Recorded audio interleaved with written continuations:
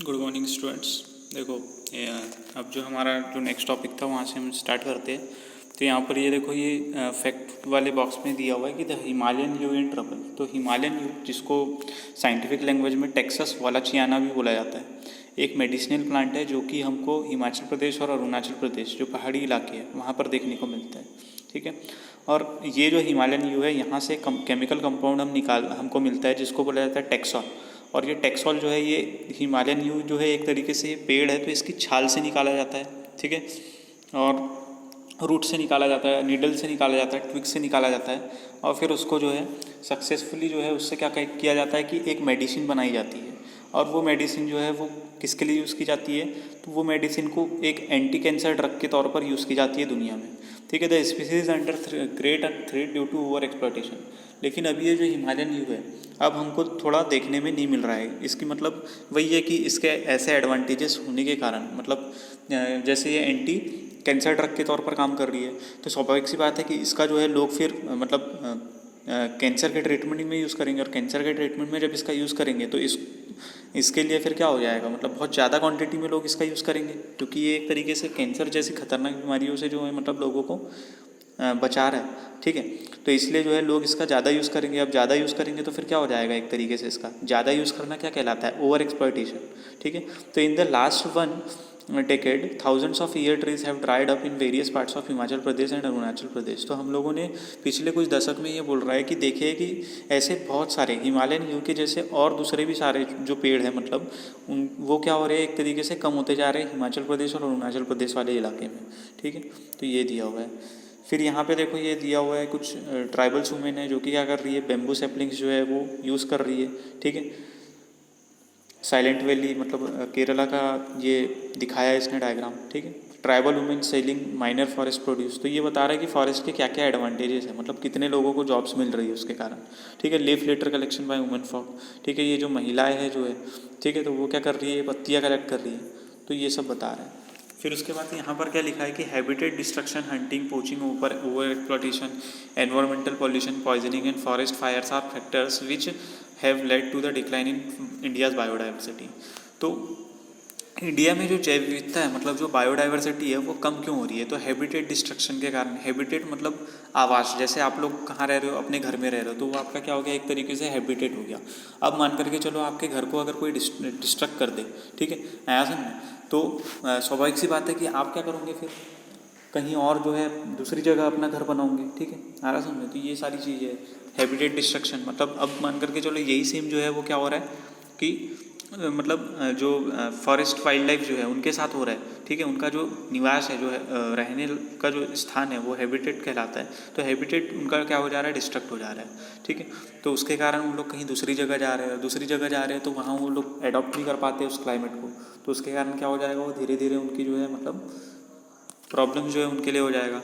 दूसरा है hunting. Hunting मतलब क्या होता है, शिकार करना। ठीक है, आया समझ। तो हंटिंग हो गया, तो शिकार करने के लिए जो है वो क्या करते हैं, तो हाँ, शिकार अगर किसी का हम करेंगे तो स्वाभाविक सी बात है उसकी तो डेथ ही हो जाएगी ना। तो उसके कारण भी क्या होगा कि मान करके चलो वो मतलब वो जो स्पीसीज़ है वो थोड़ी सी कम क्वांटिटी में और उसका लोग और शिकार कर दे रहे हो, तो वो क्या हो जाएगी, धीरे धीरे कम हो जाएगी। ठीक है। दूसरा पोचिंग। पोचिंग क्या होता है, एक तरीके से हंटिंग ही होता है, लेकिन पोचिंग में क्या होता है कि हम शिकार कर करके उसके जो मतलब स्किन है उसका क्या कर रहे हैं, एक तरीके से उसको बेच दे रहे हैं। ठीक है। या कुछ और मतलब बॉडी के जो पार्ट्स हैं एक तरीके से, तो उसको बेचा जा रहा है। ठीक है। जैसे हाथियों के दांत जो है तो आप लोगों ने सुने होंगे। ठीक है। तो ये सारी चीज़ें हो गई। फिर ओवर एक्सप्लॉयटेशन है। तो ओवर एक्सप्लॉयटेशन मतलब किसी का ज़्यादा यूज़ हो गया। एनवायरमेंटल पॉल्यूशन हो गया, तो इन सब के कारण हो गई। ठीक है। Poisoning and forest fires are factors. ठीक है। पॉइजनिंग और फॉरेस्ट फायर्स जो है वो दूसरे फैक्टर्स है। ठीक है। जिसके कारण क्या हो रहा है कि हमको इंडिया की बायोडाइवर्सिटी में एक तरीके से डिक्लाइन जो है वो देखने को मिल रहा है। ठीक है। मतलब कमी देखने को मिल रही है। दूसरा जो इंपॉर्टेंट कॉजेस है इन्वायरमेंटल डिस्ट्रक्शन का, वो अनइक्वल एक्सेस है, इनइक्विटेबल कंजम्पशन है रिसोर्सेज का, and differential sharing of responsibility for environmental wellbeing है। Over population in third world countries is often cited as the cause of environmental degradation. तो देखो third world country यहाँ पर mention किया है। तो थर्ड वर्ल्ड कंट्रीज मतलब जो गरीब टाइप के जो देश हैं उनको थर्ड वर्ल्ड कंट्रीज़ के तौर पर देखा जाता है। तो ये जो थर्ड वर्ल्ड कंट्रीज़ हैं इनके कारण भी क्या हो रहा है कि एनवायरमेंटल डिग्रेडेशन जो है वो बहुत ज़्यादा बढ़ रहा है। एनवायरमेंटल डिग्रेडेशन मान करके चलो जैसे कि जो वहाँ पर अब एक तरीके से प्रोग्रेसिव टाइप की वो कंट्रीज़ होगी, तो वहाँ पर वो रहने के लिए लोग क्या करेंगे कि घर बनाएंगे एक तरीके से। तो फॉरेस्ट को क्या करेंगे, फॉरेस्ट को क्या करेंगे, नुकसान पहुँचाएंगे, डिफॉरेस्टेशन बढ़ाएंगे। तो वही क्या कह रहा है, एक तरीके से इन्वायरमेंटल डिग्रेडेशन कहलाएगा। तो इसके कारण भी क्या हो रहा है कि हमको जो है एक तरीके से जो स्पीसीज़ है, जो बायोडाइवर्सिटी है इंडिया की, उसमें हमको एक लॉस जो है वो देखने को मिल रहा है। However, an average American consumes 40 times more resources than an average Somalian। ठीक है, तो ये बोल रहा है कि जो एक एवरेज अमेरिकन जो है वो क्या करता है कि लगभग 40 गुना ज़्यादा जो है एक एवरेज सोमेलियन से जो है वो रिसोर्सेज यूज़ करता है। तो अमेरिकन मतलब जो अमेरिका में रहने वाला है, और सोमेलियन मतलब जो सोमालिया में रहता है। सोमालिया जो है एक अफ्रीकन कंट्री है। तो ये बोल रहा है कि जो अफ्रीका की जो सोमालिया कंट्री है उसमें जितने लोग रिसोर्सेज यूज़ कर रहे हैं उससे 40 टाइम्स मान करके चलो कौन रिसोर्सेज यूज़ कर रहे हैं, अमेरिकन लोग यूज़ कर रहे हैं। मतलब एक एग्जांपल के थ्रू समझ आ रहा हूँ मैं। जैसे मान करके चलो कि अगर एक सोमालियन फैमिली एक दिन में 1 लीटर अगर पानी पी रही है, तो जो अमेरिकन जो फैमिली है वो एक दिन में लगभग 40 टाइम्स पानी जो है वो कंज्यूम कर रही है। ठीक है, तो उसी तरीके से अब देखो इनमें डिफरेंस क्या है। तो अमेरिकन होते हैं एक तरीके से रिच, ठीक है, उनके पास मशीन्स होती है एक तरीके से बहुत सारी, ठीक है, नया समझे। तो उसके कारण भी जो है इन लोग क्या कर रहे हैं, एक तरीके से मशीन्स वगैरह जो है मॉडर्न टेक्नोलॉजीज़ का यूज़ कर करके ये रिसोर्सेज का जो है वो ज़्यादा ही कंजम्पशन कर रहे हैं। जबकि सोमेलियन जो है वो थोड़े से गरीब टाइप के, तो उनके पास टेक्नोलॉजीज नहीं रहेगी, ठीक है, तो वो थोड़ा सा रिसोर्सेज का यूज़ कम करेंगे। तो ये सारी चीज़ें होगी। तो वही यहाँ समझाया कि सिमिलरली उसी तरीके से जो इंडियन सोसाइटी है उसमें जो रिचेस्ट टाइप के जो लोग हैं, 5% लगभग रिचेस्ट टाइप के लोग हैं इंडियन सोसाइटी में, ठीक है, और ये ज़्यादातर जो है इकोलॉजिकल डैमेज के लिए रिस्पॉन्सिबल है बोल रहा है वो, ठीक है।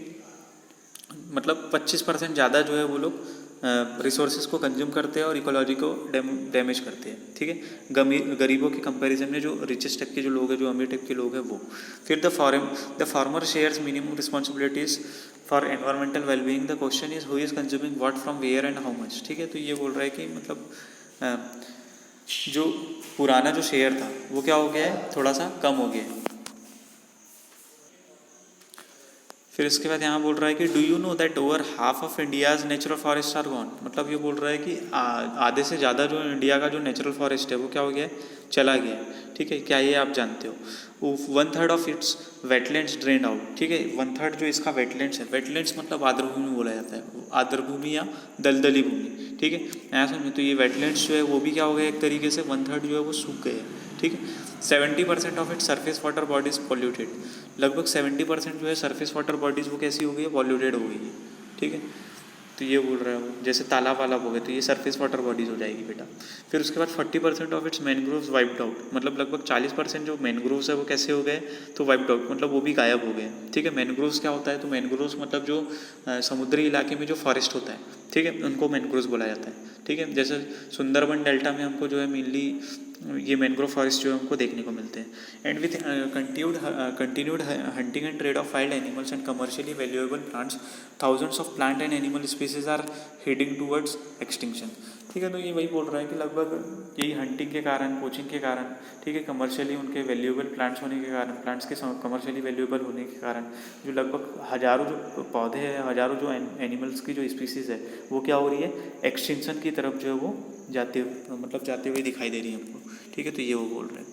फिर उसके बाद ये एक एक्टिविटी दी हुई है, तो ये आपको करना है कि have you notice any activity which leads to the loss of biodiversity around you. क्या आपने मतलब ऐसी कोई एक्टिविटी को नोटिस की है जिसके कारण आपके आसपास की जो बायोडाइवर्सिटी है वो कम होते जा रही है। Write a note on it and suggest some measures to prevent it. तो वो बोल रहा है कि वो पहले तो कमी देखो कि मतलब कौन सी मतलब रीज़न देखो पहले कि मतलब किस चीज़ के कारण ये बायोडाइवर्सिटी में लॉस हो रहा है, और फिर उसके ऊपर एक नोट लिखो और ये मतलब बताओ कि हम उसको कैसे प्रिवेंट कर सकते हैं, कैसे बचा सकते हैं। फिर उसके बाद यहाँ बोल रहा है the destruction of forest and wild life is not just a biological issue. जो डिस्ट्रक्शन हो रहा है फॉरेस्ट और वाइल्ड लाइफ का वो सिर्फ एक बायोलॉजिकल इशू नहीं है, बोल रहा है the biological loss is strongly correlated with the loss of cultural diversity. जो बायोलॉजिकल लॉस है वो डायरेक्टली क्या है, एक तरीके से डायरेक्टली या इनडायरेक्टली रिलेटेड है किससे, हमारे कल्चरल डाइवर्सिटी के लॉस से। Such losses have increasingly marginalized and improvised many indigenous and other forest dependent communities. तो इस टाइप की जो लॉसेस हैं उनके कारण क्या हो रहा है कि हमको बहुत सारी जो इंडिजीनियस जो फॉरेस्ट डिपेंडेंट कम्युनिटीज़ है वो क्या हो रही है, धीरे धीरे इम्पोवरिज्ड हो रही है, मतलब और वो पिछड़े होते जा रही है। Who directly depend on various components of the forest and wild life for food. तो आप लोगों ने देखोगे जैसे फॉरेस्ट में बहुत सारे ट्राइब्स रहते हैं, तो उनका जो पूरा का पूरा जो डिपेंडेंस होता है, ठीक है, वो फॉरेस्ट के ऊपर रहता है या वाइल्ड लाइफ के ऊपर रहता है। वो मतलब पूरी तरीके से फॉरेस्ट और वाइल्ड लाइफ पर फूड के लिए डिपेंडेंट होते हैं, ड्रिंक के लिए डिपेंडेंट होते हैं, मेडिसिन, कल्चर, स्पिरिचुअलिटी, वो सब फॉरेस्ट के ऊपर, मतलब ट्राइबल्स लोग देखे होंगे आप लोगों ने, वो नेचर्स की जो है एक तरीके से नेचर की जो है वो पूजा करते हैं, ठीक है, प्रकृति की पूजा करते हैं वो लोग, ठीक है, ऐसा नहीं, तो स्पिरिचुअलिटी हो गया एक तरीके से यहाँ, ठीक है। तो ये सब चीज़ें, मेडिसिन जो है वो मेडिसिन के तौर पर जड़ी बूटी का ही यूज़ करते हैं, ठीक है। तो अगर हम फॉरेस्ट को या वाइल्ड लाइफ अगर लॉस हो रहा है हमको एक तरीके से, तो हमको सिर्फ ऐसा नहीं है कि सिर्फ हमको फॉरेस्ट का ही लॉस हो रहा है, हमको हमारी जो है एक तरीके से फूड का हमको लॉस होने को देखने को मिलेगा, ठीक है। दूसरा कल्चर जो है वो लॉस हो रहा है, ठीक है। मेडिसिनल प्लांट्स जो है अगर जा रहे हैं तो मेडिसिन का लॉस हो रहा है, ठीक है। तो ये सारी चीज़ें etcetera within the poor women are affected more than man. फिर उसके बाद बोल रहा है कि अगर हम गरीब लोगों की स्थिति देखें तो वहाँ पर गरीबी में भी जो है एक तरीके से गरीब लोगों की कैटेगरी में भी जो महिलाएं हैं उनको ज़्यादा लॉस हो रहा है मैन के कंपैरिजन में। In many societies women bear the major responsibility of collection of fuel, fodder, water and other basic substances needs, ठीक है। तो वो अब कैसे हो रहा है, तो उसका ही आंसर इसने नेक्स्ट लाइन में दे दिया कि जो महिलाएं हैं वो मेनली क्या करती है, जो ट्राइबल वुमेन्स है एक तरीके से, ट्राइबल वुमेन्स को आप देखोगे तो ट्राइबल वुमेन्स क्या करती है एक तरीके से, जो फॉरेस्ट रिसोर्सेज के ऊपर जो है वो ज़्यादा ध्यान देती है, एक तरीके से वो फ्यूल को कलेक्ट करेगी। तो फ्यूल मतलब यहाँ पर क्या है, फ्यूल मतलब फॉरेस्ट में हमको किस टाइप का फ्यूल मिल रहा है, तो लकड़ियाँ मिलती है। आप लोगों ने देखे होंगे गाँव में बेटा जो खाना बनाती है महिलाएं वो किससे बनाती है, लकड़ियों से, लकड़ियों को एज अ फ्यूल जो है वो यूज़ करती है, ठीक है। फॉडर यानी हो गया यहाँ चारा, जैसे घास वास हो गई, ठीक है। तो ये जो बकरियाँ जो है वो अपनी बकरियों को फीड करवाती है, क्या घास वास फीड करवाती है, तो वो कहलाएगा क्या एक तरीके से फॉडर। तो वो भी कलेक्ट कौन करती है, मेनली वुमेन कलेक्ट करती है, ठीक है। वाटर और दूसरी जो बेसिक सब्सिस्टेंस नीड्स जो है वो काम जो है मतलब गांव में जो है एक तरीके से, या जो गरीब तबके के जो लोग हैं उसमें महिलाओं को जो है इस टाइप के ज़्यादा काम करने को देखने को हमको मिलता है। और अगर ये फॉरेस्ट रिसोर्सेज अगर गायब हो जाए या वाइल्ड लाइफ रिसोर्सेज अगर कम हो जाए तो हमको जो है एक तरीके से इनडायरेक्टली जो है ये देखने को मिलेगा कि सबसे ज़्यादा लॉस जो है वो महिलाओं को होता है। As these resources are depleted, the drudgery of women increases and sometimes they have to walk for more than 10 kilometers to collect these resources। तो ये बोल रहा है कि अगर इस टाइप के रिसोर्सेज अगर डिप्लीट होंगे तो धीरे धीरे हमको ये देखने को मिलेगा कि लगभग महिलाएं जो है उनको अब एक तरीके से अपनी जगह जो है वो रिसोर्सेज के लिए बदलनी पड़ेगी, या दूर जो है अपने रिसोर्सेज को कलेक्ट करने के लिए जाना पड़ेगा। मान करके चलो उनके आसपास कोई पेड़ पौधे थे या लकड़ियाँ थी, तो वो काट करके, या लकड़ियाँ, ये जो पत्ते जो है ये गिर जा रहे थे, पत्ते जो है वो घर ले जा करके, अभी हम लोगों ने पीछे ऊपर में डायग्राम में देखे थे, ठीक है। तो पत्ते वो घर ले जा करके एक तरीके से वो फ्यूल के जैसे वो यूज़ कर रहे थे। अब मान करके चलो वहाँ पर पेड़ ही नहीं बचा जिस जगह पर वो जा रही थी, ठीक है। तो उनको अब क्या करना पड़ेगा, थोड़ा आगे जा करके पत्ते को कलेक्ट करना पड़ेगा, ठीक है, एज अ फ्यूल जो है उसको कलेक्ट करना पड़ेगा। तो ये सारी चीज़ें। And negligence of home and children because of the increase hours of work, ठीक है। अब उसके बाद देखो अब दूर जाएगी, सपोज 10 किलोमीटर, पहले यहाँ मान के चलो 1 किलोमीटर के एरिया में उनका काम हो जा रहा था, लेकिन अब 10 किलोमीटर दूर जाना पड़ रहा है उनको। तो 10 किलोमीटर अगर दूर जाएगी सपोज, तो जाने में भी ज़्यादा समय लगेगा और आने में भी ज़्यादा समय लगेगा, और इस रीज़न के कारण वो जो अपनी फैमिली है उसके ऊपर ध्यान नहीं दे पाएंगी, या उनके फैमिली में जो भी मतलब बच्चे हैं उनके ऊपर वो अच्छे से ध्यान नहीं दे पाएगी, ठीक है। तो ये सारी चीज़ें, उसके कारण क्या होगा, उनको सोशल प्रॉब्लम्स जो है उनके घर में देखने को मिलेगा, ठीक है, आ रहा समझ, क्योंकि अब बच्चे जो है बच्चों के ऊपर भी केयर करना जरूरी है, ठीक है। तो the indirect impact of degradation such as severe drought और deforestation, induced floods etcetera also hits the poor the hardest, ठीक है। तो जो इनडायरेक्ट इम्पैक्ट जो है डिग्रेडेशन का, जैसे कि ड्रॉट हो गया, मतलब अकाल पड़ जा रहा है, या डिफॉरेस्टेशन हो जा रहा है, या फिर कभी पहाड़ी आ जा रही है अचानक से, फ्लड आ जा रहा है, ठीक है। तो ये भी एक तरीके से क्या करता है कि इनडायरेक्टली जो है वो पुअर्स को बहुत बुरी तरीके से हिट करता है, ठीक है, मतलब बहुत बुरी तरीके से जो है वो परेशान करता है। Poverty in this cases is a direct outcome of environmental destruction. तो एक तरीके से पॉवर्टी जो एक तरीके से इन केसेस में हमको क्या होगा कि एनवायरमेंटल अगर डिस्ट्रक्शन हो रहा है तो ये केसेस में हमको जो पॉवर्टी है वो क्या होगा, धीरे धीरे बढ़ते हुए दिखाई देगी, ठीक है। और therefore forest and wildlife are vital to the quality of life and environment in the subcontinent. तो और धीरे धीरे फिर हमको फॉरेस्ट और वाइल्ड लाइफ जो है वो क्वालिटी ऑफ लाइफ और एनवायरनमेंट जो है वो एक तरीके से सब कॉन्टिनेंट में दिखाई देगी। It is imperative to adopt to sound forest and wildlife conservation strategies, ठीक है। तो एक तरीके से ये जो है हमको साउंड और फॉरेस्ट और वाइल्ड लाइफ कंजर्वेशन स्ट्रेटेजीज को एडॉप्ट करना पड़ेगा, ये बोल रहे हैं। फिर उसके बाद यहाँ क्या लिखा है, conservation of forest and wild life in India. तो यहाँ पर अब जो है क्या लिखा है कि conservation of forest and wild life in India.